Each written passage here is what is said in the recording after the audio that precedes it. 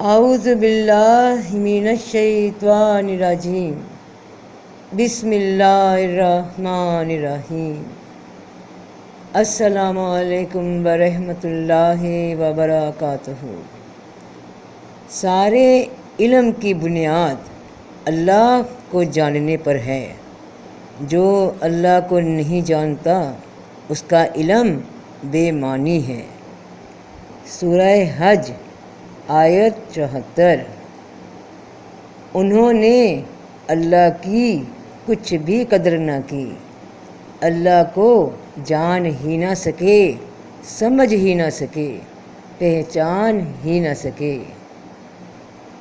اور اب ذرا اس حدیث پہ غور فرمائیے کہ جس نے اپنے نفس کو پہچان لیا اس نے اپنے رب کو پہچان لیا۔ تو جب اس آیت مبارکہ میں یہ فرمایا گیا ہے کہ انہوں نے اللہ کو پہچانا ہی نہیں، تو کیا مطلب نکلتا ہے کہ انہوں نے خود کو ہی نہیں پہچانا، خود کو ہی نہیں پہچان پائے۔ اگر تمہیں یہ لگتا ہے کہ تمہارا خود سے کوئی وجود ہے تو یہ صرف تمہارا ایک مفروضہ ہے، ایک وہم ہے۔ سچائی ہی، حق ہی تمہارا اصل جوہر ہے، اور یہ جاننا صرف تب ممکن ہوتا ہے جب تم خود کو دیکھ سکو۔ ایک بات کو یاد رکھنا کہ اللہ کے دنوں کے شمار کے مطابق اس جہان میں ہم زمین پر صرف چند سیکنڈ کی زندگی گزار رہے ہیں۔ اللہ کے رسول صلی اللہ علیہ وآلہ وسلم فرماتے ہیں کہ لوگ سو رہے ہیں، موت پر وہ بیدار ہوں گے، وہ موت کے ساتھ بیدار ہوں گے۔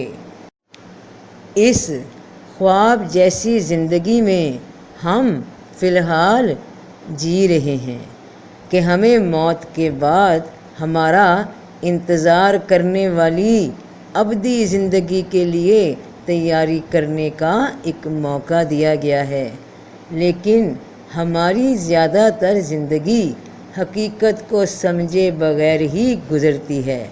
بچپن، جوانی، پھر جوانی اور کیریئر، زندگی کے قیمتی سال جو ہلچل کے ساتھ گزر جائیں، اور پھر بڑھاپا، اور اچانک کوئی حادثہ، کوئی بیماری، اور زندگی ختم۔ اس مختصر وقت کو سمجھداری سے استعمال کرو۔ زندگی کے یہ چند سیکنڈز کو اس مثال سے سمجھنا جیسے کہ ہمارے گھر میں آگ لگی ہو اور ہمارے پاس جو کچھ بھی ہو سکتا ہے اسے بچانے کے لیے ہمارے پاس صرف چند سیکنڈ ہیں۔ جو کچھ بھی جل گیا ہے وہ جل گیا ہے، اور ہمارے پاس ماضی پر غم کا وقت نہیں ہے۔ ہمیں صرف اس بات پر توجہ دینی ہوگی کہ ہم اس مقام سے کیا کر سکتے ہیں۔ یقیناً ان سیکنڈز میں انسان بھاگ دوڑ کرے گا کہ آگ سے بچ سکے۔ وہ اپنی جان بچانے کو آخری حد تک کوشش کر گزرے گا۔ اور یاد رکھنا کہ کچھ بھی کرنا کچھ بھی نہ کرنے سے بہتر ہے۔ ان لوگوں کے لیے اچھا ہے جو دن میں 5 وقت نماز پڑھ سکتے ہیں، لیکن یہ کہنا کہ میں 5 وقت نماز نہیں پڑھ سکتا اس لیے میں بالکل بھی نماز نہیں پڑھتا یا نہیں پڑھوں گا، سراسر بیوقوفی ہے، نادانی ہے۔ اگر آپ 5 بار نماز نہیں پڑھ سکتے تو 4 بار دعا کریں، اگر 4 بار نہیں تو 3 بار نماز پڑھ لیں، اور یہاں تک کہ اگر آپ گھر سے نکلنے سے پہلے صرف صبح کی نماز پڑھتے ہیں تو بالکل بھی نماز نہ پڑھنے سے بہتر ہے۔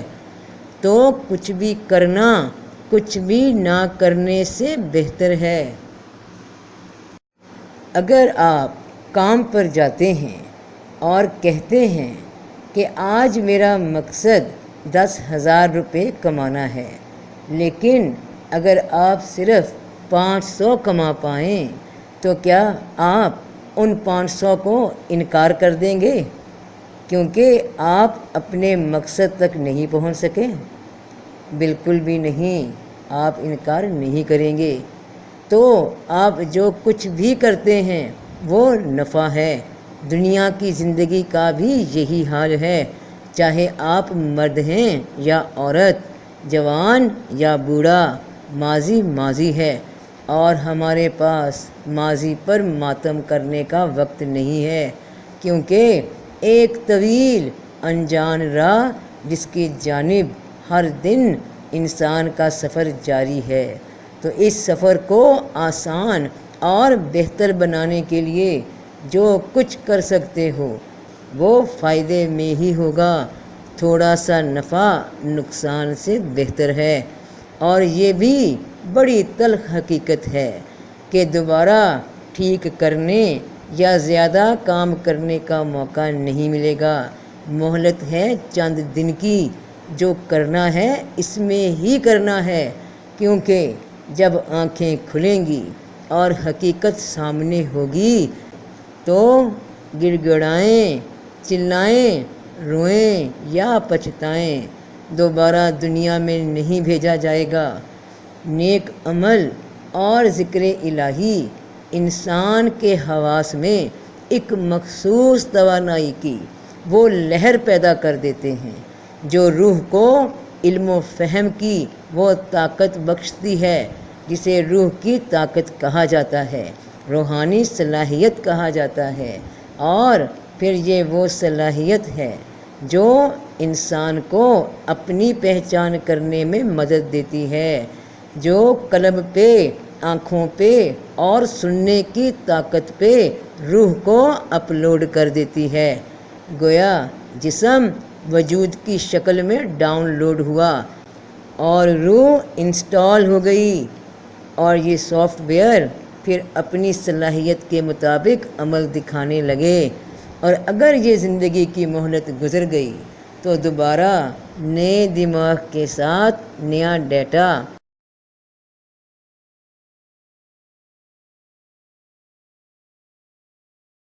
کہ ہم اپنی مستقبل کی زندگی کے لیے مناسب طریقے سے تیاری کریں جبکہ ہمارے پاس موقع ہے۔ جو بھی اپنی میموری کارڈ میں سیو کرتے جا رہے ہو، وہاں ایک ایک ذرے کا ڈاٹا ایکسل شیٹ نامی یعنی اعمال نامے کی شکل میں رپورٹ بن کر ظاہر کر دیا جائے گا۔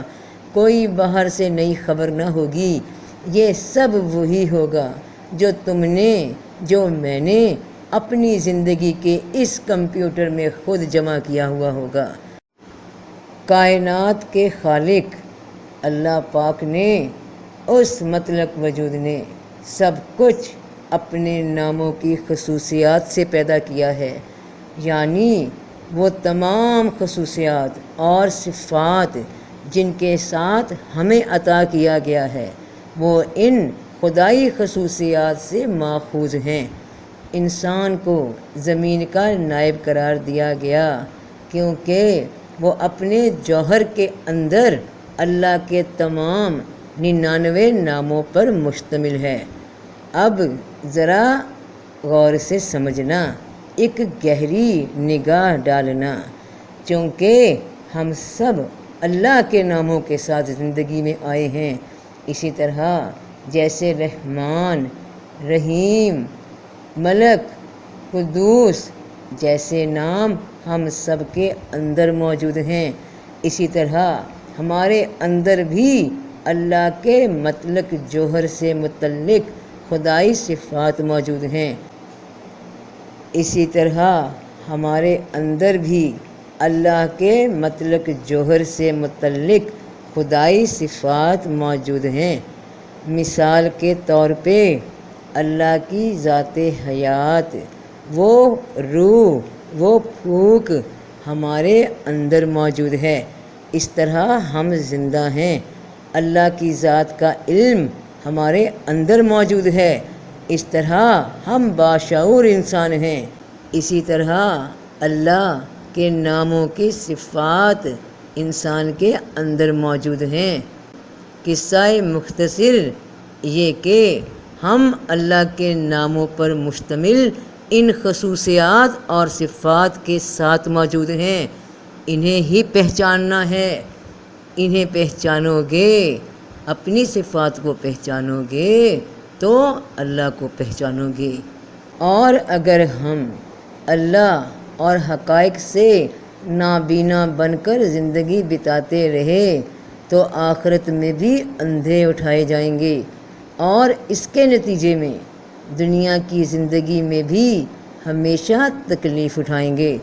کسی کی اپنی حقیقت کو تسلیم کرنے میں ناکامی خود بخود دوسروں کی حقیقت کو پہچاننے کے قابل نہ ہونے کی طرف لے جاتی ہے۔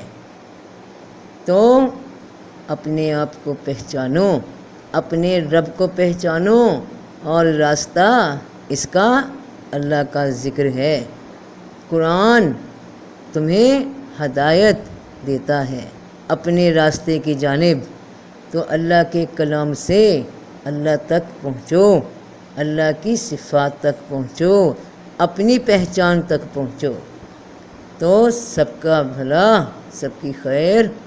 جیتے رہو بہن بھائیوں، بیٹے بیٹیوں، فی امان اللہ۔